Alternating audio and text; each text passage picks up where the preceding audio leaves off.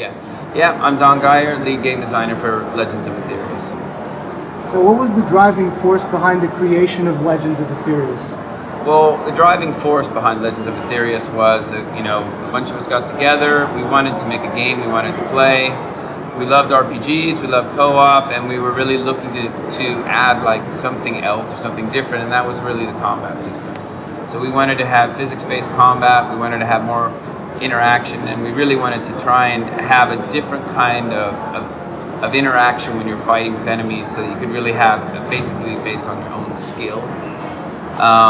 And so that we didn't really like random numbers, we didn't really like percentages and doing that kind of system. So we looked into what can we do, and then we thought, yeah, we can do this. Let's try and make something that has a completely different sort of combat element to it, but keep the elements of RPG, of questing, of co-op, and a little PvP. So you just mentioned the combat, which is a very strong point in Legends of Aethereus. Tell us a little bit more about the physics-driven nature of the combat. Well, one of the things we set out to do was we felt in a lot of RPGs you can just level up everything. You can be fast, you can be strong. We wanted to try and create a system where, if you were heavy and strong and you were hitting people, that they're going to fall over. And if we're using direct physics force, if people can be off balance, and that you could be quick and light, and let people sort of choose what they wanted to play. So, we wanted to, basically, we were really looking to try and make not necessarily realistic, obviously there's gameplay elements, but try and make it a different kind of fighting system. So that's really what we wanted to try and do. So how many hours of actual content can players expect from Legends of Aethereus in its current state? Well, right now, what we've been seeing is most of the players, if they play right through in QA, can get through in about 60 hours. Most people don't get through quicker than that. It depends on how you play, obviously. If you just play the handmade quest, you don't do any of the procedural stuff, and you don't do any fighting, any PvP in the arena, you might be able to get through a little quicker, but the quests at the end of the game are pretty hard, so it's pretty hard to do them without leveling up. So it really depends on sort of people's skill level and how much they invest in the game, but I don't think I've seen anyone get through in under 60 hours yet. Tell us a little bit about the customization of the city and the options that you guys have right now and that you have planned for the future. Yeah, the customization features right now is, you can change the rooftops, you can change the walls, and you have a banner system, and then it's mostly, the fun part of it is the statues. The things that we've been looking at and that we've tested are to add more of the monster system. When you kill a certain amount of monsters, you unlock it both for the arena and for your apartments. So that's one of the things we're trying to look at getting back in, so that as you kill certain kinds of monsters, you sort of have a taxidermy thing, and you can place those out in the city and in your apartment. So that's something we're looking at trying to get done. We also have been working with the weather, but we don't know if we'll get all the way there yet. The other kind of thing we're looking at is possibly NPCs, changing NPC clothes, or maybe changing the NPC types, but that's a long way off, to be honest. So those are the kind of things we're looking at. But we'll probably be adding, or what we would like to do is add some more interesting NPCs that have a little more interaction, possibly mini games, and maybe have some variation or options there for the player. You've also announced, actually, you currently have two classes in the game, which are the melee-oriented officer and the more ranged-oriented inventor. What other classes can players expect in the near future, or in the farthest future? Well, right now we're definitely working on the astrographer, which is the next thing we're going to do.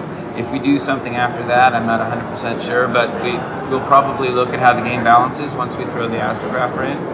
And the astrographer, basically, his main thing is going to be, he has like a flamethrower, for a lack of a better term, but it shoots different kinds of basically chemicals, depending on the gems that you put in there, fire, etc. So he's going to be going around, and that will be his sort of main special thing in the skill tree, was things that you do with that. So it's sort of like a big heavy weapon. When he has it out, he's going to be slow, but it's going to be, he's going to be flaming people and chemicaling people depending on the gem. So that's the main class we're working on right now. The one that we talked about beyond that is the Animist. So right now, currently the classes don't really have something in typical RPG magic, so to speak. Yeah. You don't really have magic users. Any reason behind that? Well, we really wanted to try and make the game more technology-based. I mean, we wanted the gameplay to be fun, and magic's really nice because it's great for a game designer because you don't have to explain anything. Just bang, it's magic. But, that we have the other gem system and the powers. We have some things that are more like sort of chi energy that are on the verge of magic. We have the power strike and the stomp and stuff.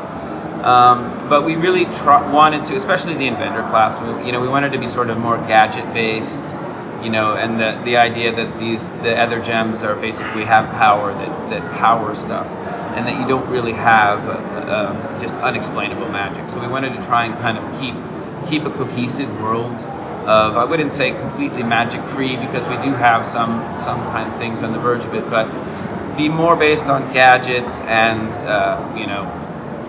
the fact that you have to gather these other pebbles. Sorry, I lost myself. It's all right. I'm getting tired of seeing myself speak. No, it's just I had another question that I wanted to ask and I lost it. Wait just a second.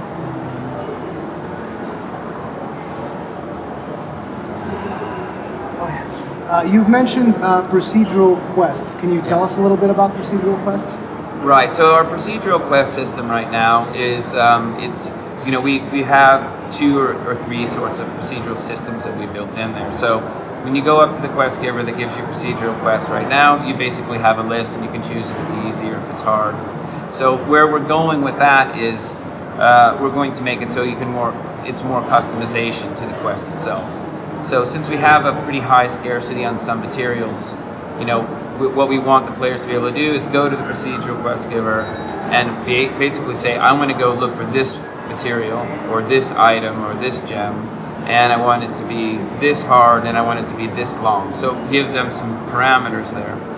The system itself, obviously it's a little bit structurally tricky to build, but basically, it's going to generate the enemies, it's going to generate the map, and depending on what you plug in, it's going to, generate the distance, how hard the enemies are, and also what kind of things you find. So, right now we have basically simple collect quests and simple, defeat quests on there, and we'll be looking to add a few other quest types on there as well. So do you have any plans to eventually port the game to consoles or something like that?